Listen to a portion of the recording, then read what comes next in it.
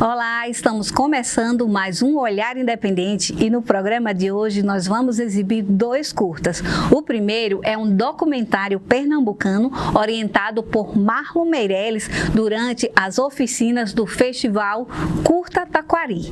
E agora a gente vai ver o documentário Normandie.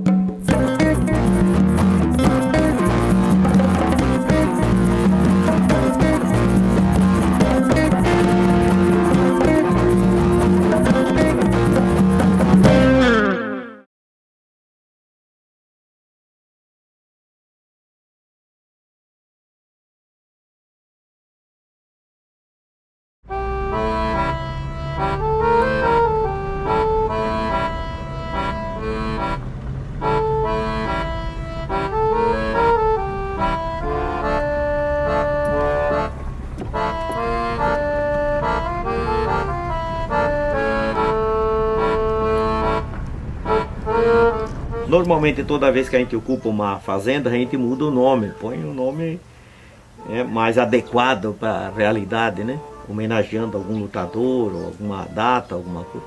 E aqui a gente manteve o nome, exatamente por essa simpatia, por essa história, né? Por essa vínculo histórico.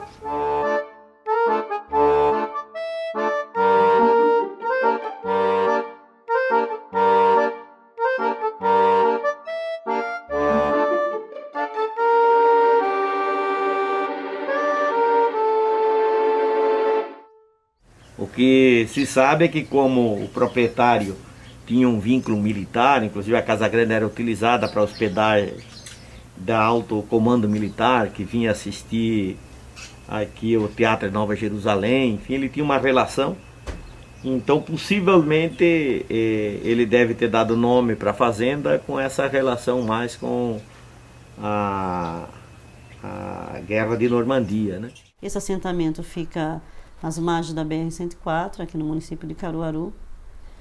Então todo mundo acaba tendo Normandia como referência, eu acho que pela resistência que houve, inclusive na época, né, porque passaram-se 4 anos para conseguir se emitir na emissão de posse, e essa área, que era uma antiga fazenda, se tornar uma área, né, como eles chamam, projeto de assentamento da reforma agrária. A greve de fome foi em 96 para 97 por aí, não lembro direito, mas foi uma greve muito puxada, né? Mas a gente fez com muito prazer, porque a gente precisava dessa terra. Fizemos com muito gosto mesmo. Os vinham, pelejavam para a gente deixar, acabar. Não só acaba quando aceitar liberar a terra. Aí quando eles conversaram para lá e acertaram tudo, a gente terminou. Passamos 11 dias de greve de fome. Dona Maria Júlia ela é mãe, ela é avó, ela é tudo. Ela foi uma das que lutou muito pelas terras do assentamento Normandia, passou greve de fome. Foi 12 dias de greve de fome e ela, para mim, é mais que uma mãe. Porque pensa numa mulher lutadora, guerreira, sempre está ali, ó, trabalhando, lutando, correndo atrás das suas coisas. E ela não chega... Tem tantos homens por aí que não faz o que ela faz.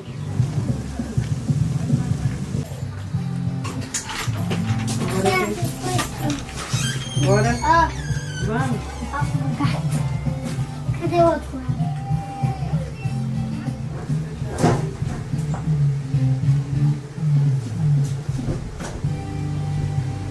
Já decidiu o título em 94.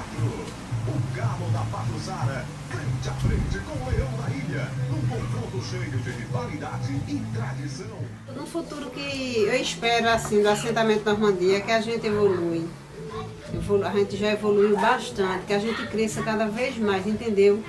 Eu para o futuro, eu já imagino essas ruas calçadas, saneamento básico, um posto de saúde aqui pra gente, tá entendendo? Que esse governo não persiga tanta gente para estar querendo tomar nossas terras.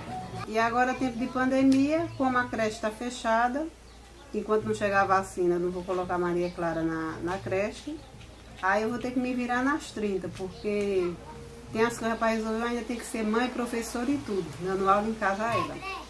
E é isso aí. Quando da pandemia a gente deu uma parada nos bolos, entendeu? Que eu também sou boleira. Aí também tem tudo isso, tem bolo, tem reunião na associação, na igreja, tudo isso. Eu me viro em 1000 para dar conta de tudo isso. Mas eu gosto da minha vida. Eu gosto da minha vida. Dessa correria todinha louca, vai para ali, vai para cá. Tem hora que eu tô tão cansada que não tem tempo nem de ir ver um cinema, assistir uma coisa assim, um aniversário, uma coisa assim, tão cansada que eu tô. Mas é assim, a vida do agricultor é muita corrida mesmo, e é boa, né? Normandia, para a gente, é como se fosse um lugar sagrado, é um lugar sagrado, né? Porque a gente veio para cá, quando a gente chegou em Normandia, esses currais, essas cocheiras, essas pessoas aqui não existia. Normandia, quando a gente chegou, só existia aquela casa grande e existia um dono. Hoje existe 41 famílias que são assentadas, outras tantas que são agregadas, que são familiares que vivem no assentamento. Então é um lugar que a gente pode dizer que a gente encontrou o melhor lugar do mundo para viver e para criar nossos filhos, e a gente só tem que agradecer a luta e a Papai do Céu por permitir que a gente encontrasse esse pedaço de terra tão produtivo, tão querido, tão farto. Eu acho que nós temos essa perspectiva de inovar no jeito de produzir, né? Aqui praticamente não tinha nada, né? Aliás, não tinha nada quando nós ocupamos, né? Hoje vocês vão ver, todas as famílias produzem, uns mais, outros menos, né? Mas avançamos muito para a questão do gado, especialmente para carne bovina, caprinocultura, a produção de macaxeira também altíssima. Hoje nós estamos trabalhando a ideia de que, do ponto de vista técnico, nós temos que aprender a armazenar. Então nós temos que garantir, do ponto de vista técnico, buscar tecnologia que permita armazenar água para o consumo, água para os animais, água para a produção, armazenar semente, que é uma das coisas indispensáveis para a gente não ficar refém de quem produz semente, armazenar ração animal. Eu acho que isso nós viemos nos últimos anos já aprendendo mais.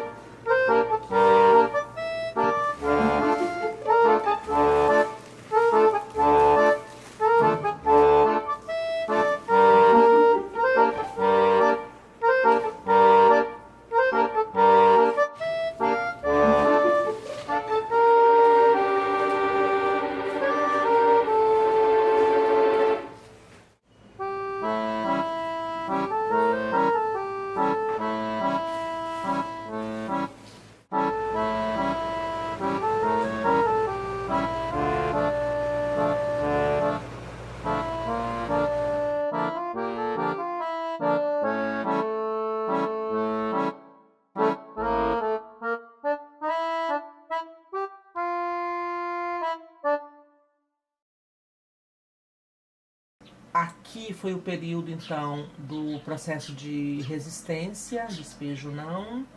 Aqui são momentos que a gente faz de formação. Aqui também foi o período, aqui atividades com as nossas crianças. Aqui eu trabalho a ciranda infantil, que tem lá no espaço onde as crianças ficam quando os pais estão em atividade.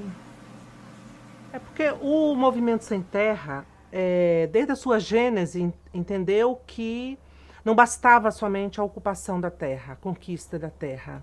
Era necessário um projeto educativo que alterasse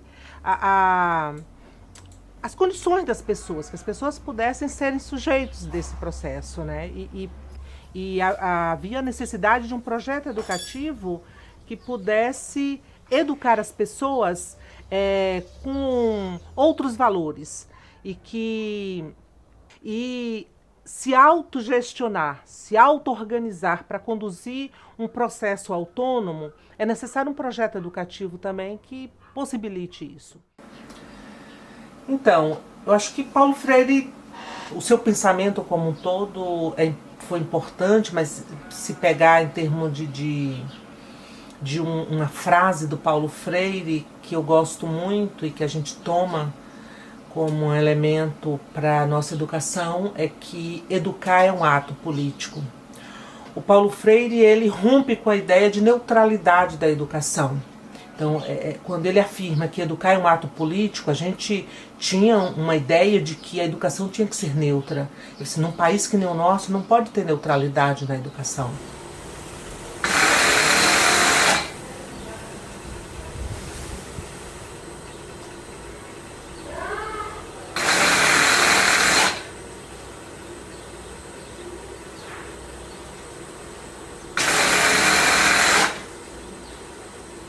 Eu acho ótimo mesmo. Faz 6 anos que eu estou aqui, morando aqui 6 anos, e pretendo continuar aqui. Aqui é muito ótimo mesmo.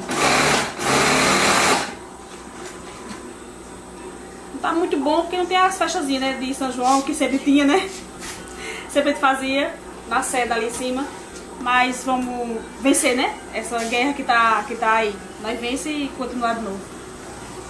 Mas é legal aqui morar aqui.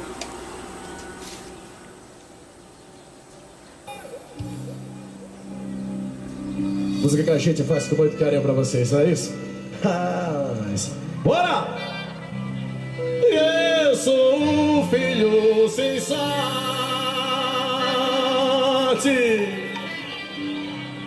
que só nasci pra sofrer. Vivo triste, abandonado, sofrendo sem merecer. A mão no ver. Chupeta, traz sua roupa, irmão. Traz bem com força pra vaqueira, mãe, Caruaru.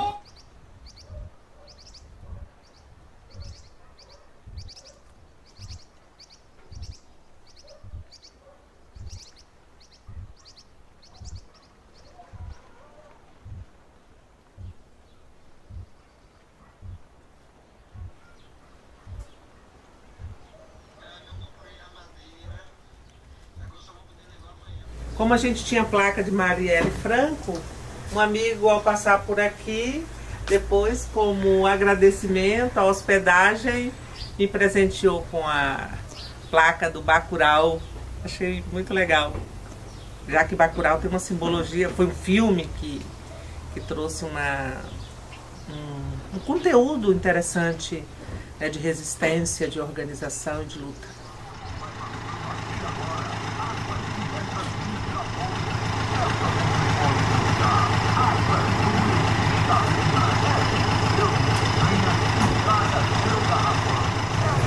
Tirando a terra, é o conjunto da terra e a água, né? Então a água sim vai ser o nosso bem mais precioso, nosso tesouro. Porque aí a gente tem a terra e não ter a água significa não produzir. Então a gente precisa dessa união, desse casamento perfeito, né? Que a terra e a água consigam se juntar e trazer a produção para a mesa, a nossa mesa, a mesa de outras pessoas, outros trabalhadores, né? Sem dúvida, quando chove é a nossa maior alegria, porque aí a gente vai ter água que vai para as cisternas, né?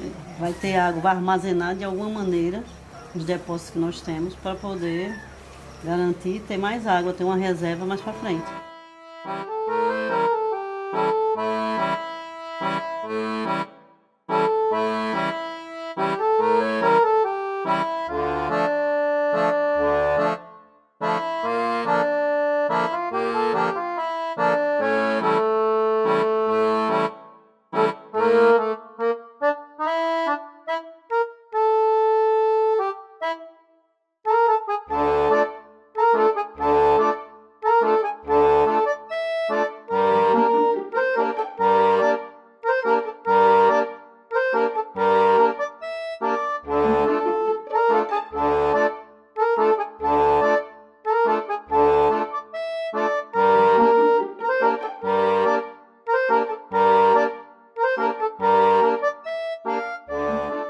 Bacana, né?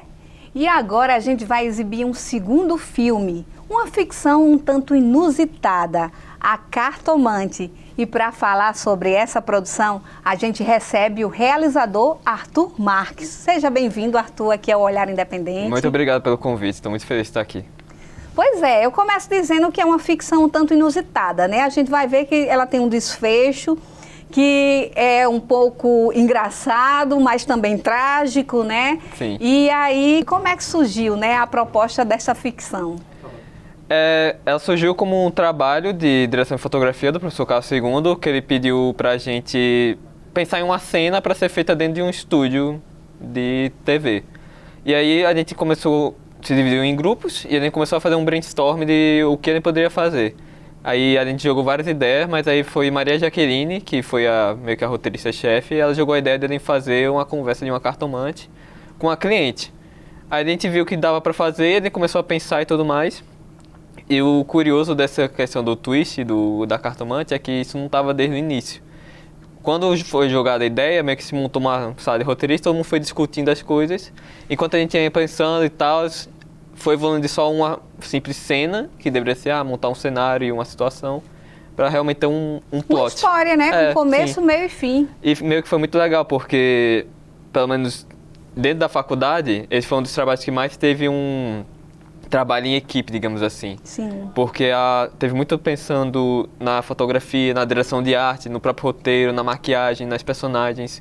Meio que foi um trabalho que todo mundo estava muito em sintonia e empolgado com a ideia. Sim, e apesar de ser estudantes, de ainda estar nesse processo de aprendizagem, mas vocês fizeram um curta com todos os trâmites de uma produção normal, né? Sim, mesmo ele sendo curtinho, a gente passou por todas essas etapas, que Sim. nem eram necessárias a gente passar por elas, mas a gente passou porque a gente quis e gostou. E ficou muito bacana, Sim. muito bem feito, né? Vocês são estudantes do curso de Audiovisual da Universidade Federal do Rio Grande do Norte, né? Sim. Estão nesse processo de formação. Me diga uma coisa, e depois de produzir, de exibir em sala de aula, vocês viram, não, tá um curta bacana, a gente vai querer rodar esse filme, não é isso? Foi. Na verdade, eu nem esperava que ele fosse conseguir rodar, porque eu pensava, ele é muito curto, porque eu achava que não ia, mas aí meio não que... ia circular, né? Só que aí a gente ia vendo que apareceu os cantos, vamos mandar, não custa nada. Aí mandou pra Mostra Elefante, que foi exibido na Mostra Elefante, ficou em 4º lugar, a gente ficou completamente em choque que ficou em 4º lugar, mas a gente ficou muito feliz que ficou em 4º lugar. Também pra cá, pra Independente, muito feliz que tá passando e tudo.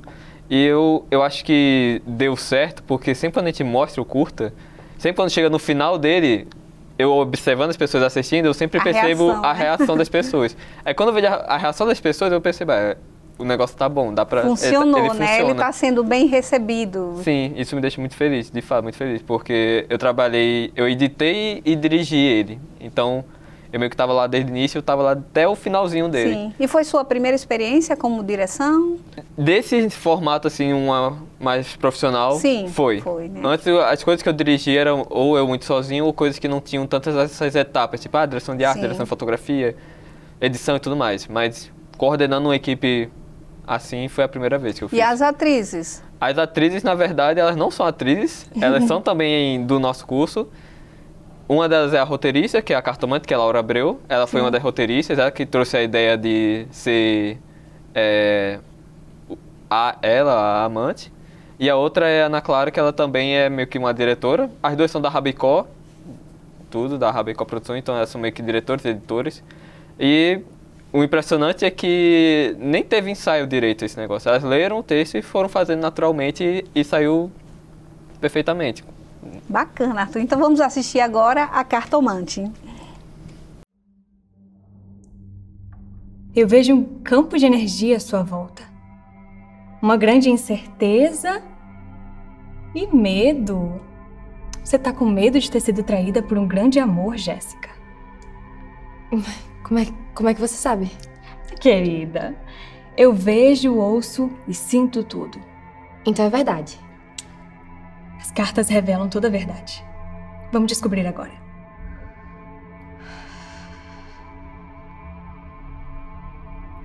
Que linda a sua pulseira. Você tem bom gosto. Ah, isso daqui? Foi um presente dele. Ele que me deu. Ele tem um igual. Ele deve gostar muito de você, então. É isso que eu vou descobrir hoje, né? Minha querida, aqui estão suas cartas. Mas antes de vê-las, eu quero que você pense no seu relacionamento. O que te fez pensar, ter essa certeza ou essa incerteza de que ele tá traindo você? Então, às vezes ele me ligava e dizia que precisava ficar até mais tarde no trabalho, mas eu sabia, eu tinha certeza que ele tava mentindo. E também quando ele disse que ia viajar a trabalho, mas aí ele ficou em casa só pra não te ver? Como assim você sabe disso? Teve isso também. Já te disse, eu sei de tudo. Vamos às suas cartas? Ah, elas revelam coisas ruins. Então é verdade.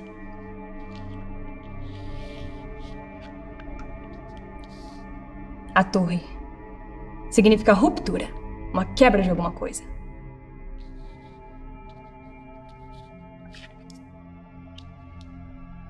A papisa. Aqui ela significa fingimento. Amantes escondidas. Sabia. Sinto muito, minha querida, mas é a verdade. Pelo menos minhas paranoias não eram tão paranoias assim.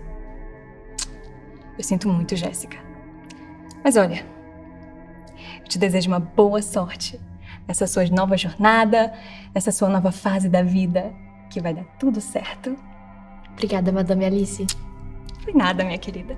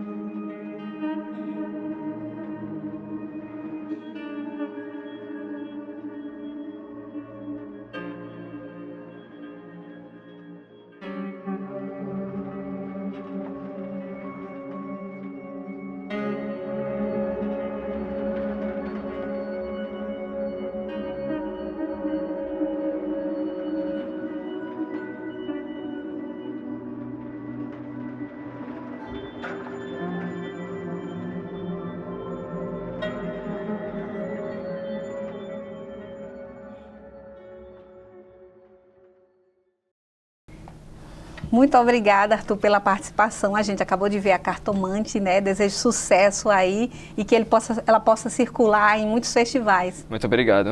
Agradeço pelo convite mais uma vez. E você aí em casa também pode participar aqui do Olhar Independente. Entre em contato conosco através do QR Code aqui na tela ou no nosso Instagram, Olhar Independente TVU. Até a próxima semana. Tchau, tchau.